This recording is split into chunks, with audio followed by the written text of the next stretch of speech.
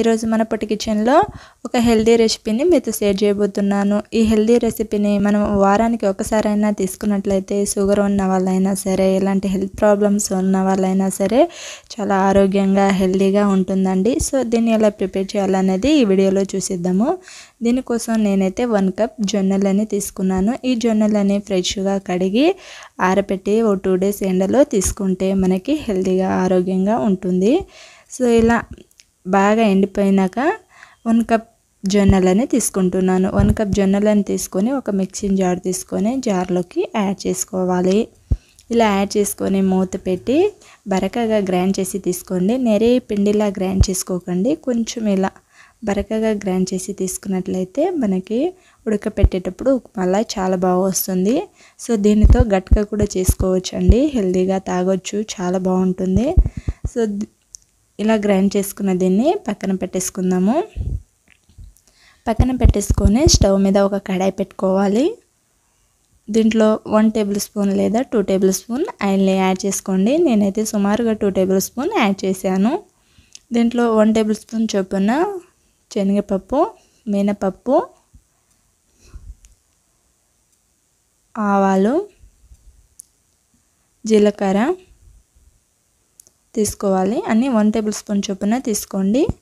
ఇలా తీసుకొని దీంట్లో ఫ్రెష్గా ఉన్న కొంచెం కరివేపాకుని కూడా యాడ్ చేసుకొని దీంట్లో సన్నగా ఇలా పొడవుగా కట్ చేసుకున్న పచ్చిమిర్చి 3, క్యారెట్ ముక్కలు కొన్ని వెజిటేబుల్ని యాడ్ చేసుకుంటే బాగుంటుందనేసి యాడ్ చేస్తున్నాను. దీంట్లో సన్నగా కట్ చేసి పెట్టుకున్న ఆనియన్ 1, బీర్నీస్ ముక్క 1, రెడ్ చిల్లీ కూడా 1 తీసుకుంటున్నానండి. మీ దగ్గర లేకపోతే స్కిప్ చేయొచ్చు. ఒక టమాటోని ఇలా సన్నగా పొడవుగా కట్ చేసి తీసుకోండి. మీరు కావాలంటే టమాటా ముక్కల్ని చాలా సన్నగా కూడా తీసుకోవచ్చు. సో వీటిని ఇలా యాడ్ చేసేసి త్వరగా మగ్గడానికి కొంచెం సాల్ట్ని యాడ్ చేసుకోవాలి.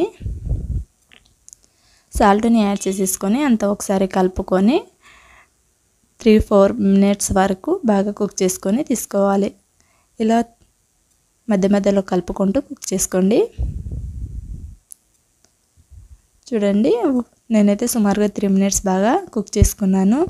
దీంట్లో మనకి 1 కప్ జొన్నలని తీసుకున్నాం కదా, 1 కప్కి 3 కప్ వాటర్ని తీసుకోండి. జొన్నలు ఉడకడానికి కొంచెం వాటర్ క్వాంటిటీ ఎక్కువనే పడుతుందండి. జవలా కావాలంటే ఇంకో 1/2 కప్ వాటర్ని ఎక్కువ తీసుకోండి. అయితే పర్ఫెక్ట్గా సరిపోతుంది.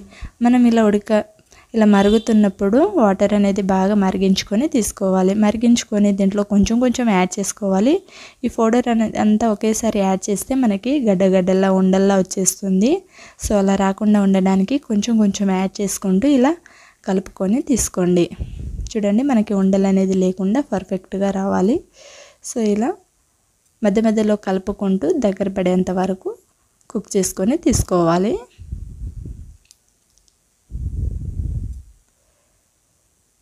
ఇలా మధ్య మధ్యలో కలుపుకుంటూ తీసుకోండి. దీని మీద నేనైతే కొంచెం కొత్తిమీర ఫ్లేవర్ని తీసుకుంటున్నాను. మీకు కొత్తిమీర ఫ్లేవర్ నచ్చకపోతే స్కిప్ చేయొచ్చు. కొత్తిమీరని యాడ్ చేసి అంతా ఒకసారి కలుపుకొని తీసుకోవాలి. సో ఇలా కలుపుకుంటూ మధ్య మధ్యలో కలుపుకుంటూ అడుగు అనేది మాడకుండా మనం వారానికి ఒకసారైనా సరే ఈ హెల్దీ రెసిపీని ట్రై చేసి చూడండి. షుగర్ ఉన్న వాళ్ళకి వారానికి 2 టైమ్స్ తింటే చాలు, చాలా కవర్ అయిపోతుందండి. వాళ్ళకైతే బెస్ట్ రెసిపీ అని నేను చెప్పగలను. మరిన్ని హెల్త్ ప్రాబ్లమ్స్ ఉన్న వాళ్ళు ప్రతి ఒక్కరు కూడా తినొచ్చు, చాలా బాగుంటుంది.